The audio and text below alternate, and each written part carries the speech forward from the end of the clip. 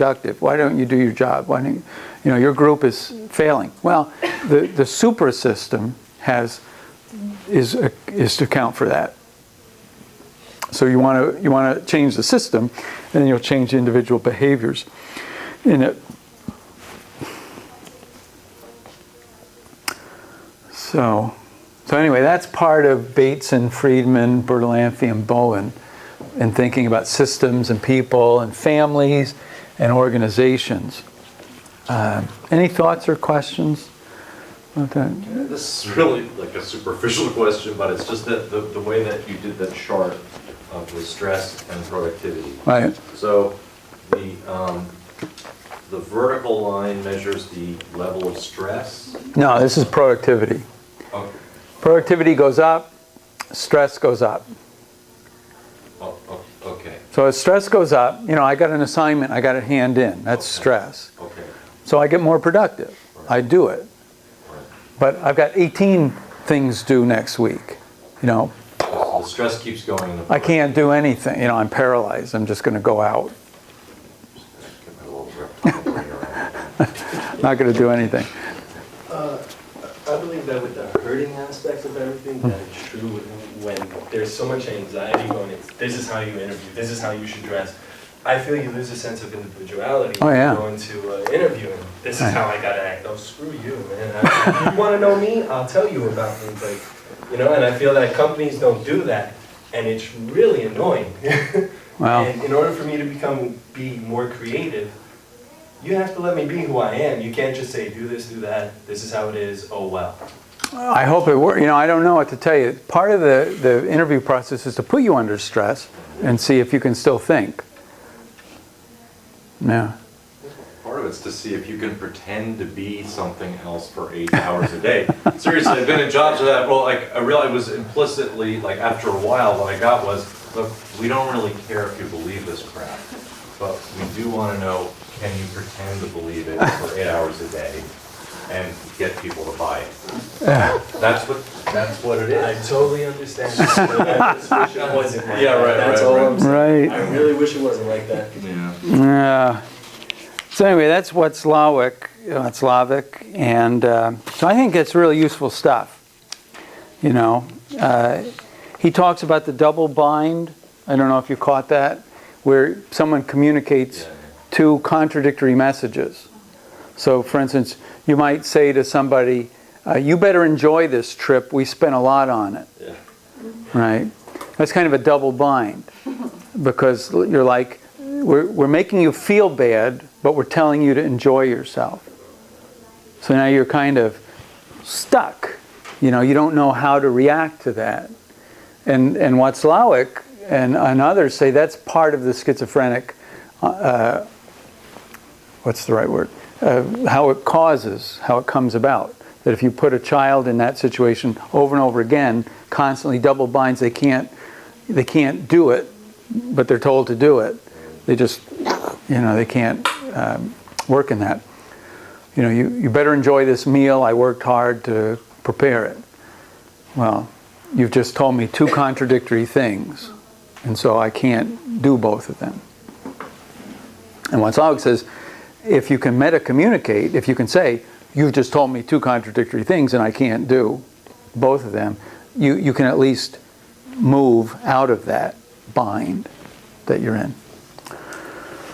So, gosh, let's hit coordinated management and meaning, if we only have a little bit of time to work with.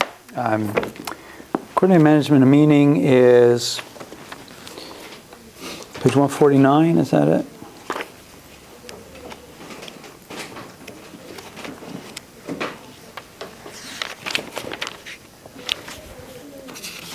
Somebody help me find it.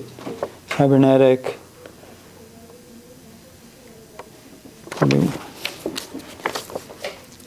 228 maybe.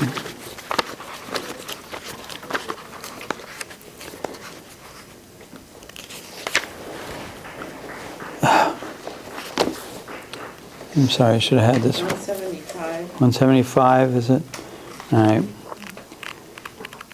Now, coordinated management of meaning is a systems perspective on how people create social realities together. So Barnett Pierce has a new textbook out this year, in fact, that just came out this fall, called Making Social Worlds. And I'm hoping to get a copy of it. I've taught interpersonal communication from his 1970 textbook on Making Social Worlds. Barnett Pierce and Stephen Littlejohn worked together as part of a consulting team that goes to communities that are in conflict and tries to teach people new ways of communication so that they can then live together productively. So this is part of, Littlejohn will mention in here, he'll just brush by, that they go to communities, but he works very closely with Barnett Pierce, who do this thing about coordinated management of meaning. And part of the system dimension of this is to say that whenever there's a conversation going on between two people, that it's never really just going on between two people. That it's going on between all kinds of things that are part of this. So for instance, person A and person B both have relationships with other people. So they are not isolated beings. They have mothers, fathers, friends, brothers, sisters.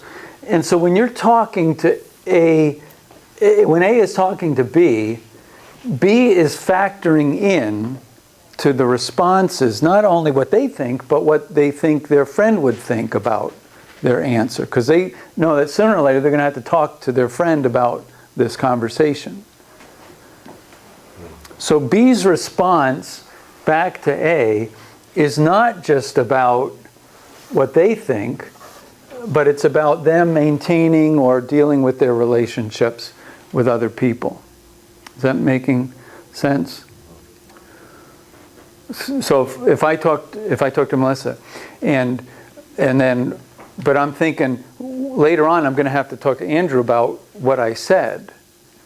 Then all of a sudden it's not just the two of us talking, it's three of us talking, but he's not here. And you can expand this to a whole group of people. And so you have relationships, and you both also have an understanding of the episode that you're in. So you have a frame for what you think is going on. So we could be having a friendly chit-chat, or we could be negotiating money, or something. I may think we're doing one thing, and you think we're doing another thing. So if I say to you, hey, what's been going on lately? You're interpreting that as an episode of friendly chit-chat. But meanwhile, I have another purpose in mind for this conversation. I'm trying to find out something that happened, about a friend of mine or other. And so I'm thinking of this episode in a different way than you're thinking of it. And because of that, when we start interacting, you may get confused. Because in your episode structure, I may say something that makes no sense at all. If we're having a friendly chit-chat, that doesn't fit. What's going on here? Well, what's going on is that we're operating out of different systems. You're operating under this quest for information, and they're operating under a friendly chit-chat model. And so all of a sudden there's some tension or some confusion that would be resolved if we could meta-communicate about, well, what are we doing here? Are we talking as friends, or are we talking as workers, fellow workers, or are we talking as boss to employee? What's the episode that's going on? Because there are different rules for each thing. So you have your relationship, you have your episode, you also have all of these stories that you feel like you're operating in. This is the story of my life, this is your story of your life. How do those coordinate? So if we're going to have a coordinated conversation, or if we're going to deliberate together about how to solve a problem in our community about racism or about a moral issue or something else, we're going to need to be aware of all of these other things that are part of this. We're going to need to talk about our other relationships that are affecting this. We're going to need to talk about what we think is going on here. We're going to need to think about what story is being lived out in our life and what story is being lived out in your life. It's all connected. We're part of this bigger system. We have to surface that system if we're going to have a productive conversation, if we're going to learn together. So this is where, I mean, this almost goes into your dialogical, phenomenological, where we're going to have to enter each other's worlds and understand each other better in order for this. That's why Pierce and Littlejohn's project is turned to public dialogue project. So it's getting people to learn new ways of talking in which they recognize that they're embedded in systems that affect their interpretations of things. So I have a case right now I'm working with where a family, and there's a member of the family that is very angry, and it's because everything anyone says to him, he interprets as a put down. So if someone says to him, will you take the garbage out? He gets angry. Like, what do you think? I don't do enough around here? You know. So he's interpreting this whole context out of a particular episode and a particular understanding of what's going on. So no one can say anything to him that he's not interpreting as an attack, which is a real problem, because these people are interpreting their behaviors as attempts to help this person. And this person's receiving it all as attacks. So you've got a system going on here where there are rules for interpretation and stories that are being told. This person's telling a story of all these people who are against me. These people are telling a story of, we don't understand, we're trying to help, and nothing's working. So there's a whole lot more than just people. There's all of this system, all of these other things that are affecting it. And so cybernetics would say, yeah, that's no surprise. It's a complex, interacting system that has to be taken into account when you deal with this. So anyway, he's got all kinds of particulars there. He talks about this serpentine model where you have a conversation between A and B, and he recommends that you diagram it and then look carefully at it to understand what people are thinking about. So A says this to B, B says this to A responds to B. Here's an example from Pierce's book. A says to B, A says to B, are you hungry? B says, no. A says, you don't even care about me. B says, what? A says, you only think of yourself. Now what's going on?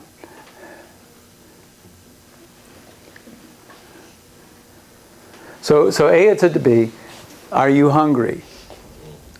Now, on the surface, that looks like a question. But as a speech act, it was, I'm hungry, but I'm not going to say I'm hungry. I'm going to expect you to know that I'm hungry when I say, are you hungry? I just read that very similar, but it was something with coffee. Just an example for communication between men and women and what Yes. understand. This is probably a communication between men and women. It was exactly the same thing. Right. So Pierce says when you do the analysis, or you do this with the people, you can teach them to understand the system that they're creating and how to create better systems by using new speech acts, such as, I'm hungry and I'd like to stop to eat, you know. And but you have the whole gender issue, and you have the whole weight thing, and the eating thing, and cultural issues around that affect all of this. So, so it's all connected. It's funny, I was thinking like an even more complex way that we screw around with each other. Which is like A asks B, are you hungry? And B says, oh shit, I don't want to be in debt to A. So I'm not going to give her that. Because, you know, then she's doing something for me, and then she's in a position to say, you only think of yourself. Well, So that's a different game. That's a different game. yeah, right. Yeah. I mean, it's the game like my family would play. Well, yeah. No, fine. And Pierce would just tell you, well, that's about your stories, your episodes, your stories lived, your stories told, stories untold, and all these things. And he says when you get these out and when you begin to look at them, and one of the other things that we've done with this is when I teach interpersonal, we do we do transcriptions of people's unproductive encounters. So if you have a habitual unproductive encounter with a parent or a friend or something, I see everyone's got. We outline them, and then we ask because eventually, if you have unproductive conversation, you get to a point where it's just assertion versus assertion. Yes, you are. No, you're not. Yes, you are. No, you're not. Yes, you are. No, you're not. And then this just cycles and oscillates back and forth and goes nowhere. So the question is, how do you get out of that? And what we do is we look back in the patterns for places where we could have changed this, and that would have taken the conversation in a new way. So one of the examples I had was kids who come home late and get chewed out by their parents about missing a curfew or something. And so we talk about how does that go? And she says, well, I come in and I say this, and then they say this, and I say this, and I'm walking to the stairs, and they're standing over on the other side of the living room yelling. And I said, all right, where can you change this? Where could we change this? And so we look at verbal, nonverbal, and so a kid comes up and says, okay, well, what I'll do is instead of walking away and walking to the stairs, I will go over and I will sit right here to talk about it. And the parent has no clue what to do at that point. You know, it's like, because they're not doing the same pattern. And so you interrupt it, you create a new pattern by changing your speech acts by changing the patterns. What Slavik would say. We had another case where you just say something nonsensical. If you see you're going down this road, you say something like purple frogs. And the person goes, what? and then you go where you want to go. But you have just broken a pattern. I mean, it sounds silly, but it functions. It functions because the message functions to disturb the pattern, the oscillation that you had. There are two examples from wisdom literature. I'll tell you quick, and then Melissa's going to do an article. We may start with it next time. I don't want to rush it. Some of you know the Jewish story of Solomon and the baby, right? That the women come with the baby, and one says it's my child, the other one says it's my child. And so the king has to judge whose child it is, and he can't do DNA testing because it's not there. So the pattern is we give you this situation, we explain everything, you have to make a decision. And so what does he do? He says, bring me a sword, which is kind of a purple frog. It's like, what? And so they say, bring me a sword. He says, okay, you say it's your baby, you say it's your baby. I'm going to cut the baby in half. I'll give each of you half of the baby. Right? And so they don't know what to do. They're off their game. So the one says, yeah, neither of us will have the baby. And the one says, No, give it to her. And then Solomon puts the sword down. He says, okay, now I know which one is the real mother. This is the one who said, give it to the other woman. So you get the baby, and you're in big trouble. So, but he interrupts the game and plays a new game. And the other one is a New Testament story. Jesus is asked about taxes. Should we pay taxes or not? Right? And you know the story? So if he says, yes, we should pay taxes, the poor people don't like him. If he says, no, we shouldn't pay taxes, the Roman army arrests him because he's inciting rebellion. So should we pay taxes or not? And he says, bring me a coin. So they're like, wait a minute, we didn't ask you that. He says, no, just bring me a coin. Bring me the coin. And he says, whose picture is on this coin? And they say, well, it's Caesar's picture. And he says, okay, then you give Caesar back what belongs to him, and you give God what belongs to God. So he's just unraveled the whole trap by just breaking the pattern and going in a new direction. So Pierce will call that kind of behavior game mastery. He says some people know how to play a game, and other people are masters at the game. And they can do things that are allowable in the game, but most people would never even think about it. So Pierce calls that game mastery, when you can break the patterns and create new patterns. So anyway, I recommend to you Coordinated Management of Meaning. That's a good study. What was it? CMM, Coordinated Management of Meaning. That's page 175. Yeah, a lot of other theories in there. We didn't get to Weick on organizations, but you got the basic concepts now. That things are complex, things are related. You act into them, you get feedback, you adapt. And that's the way you can study and explain communication. All right, we'll stop at that point. I'm done.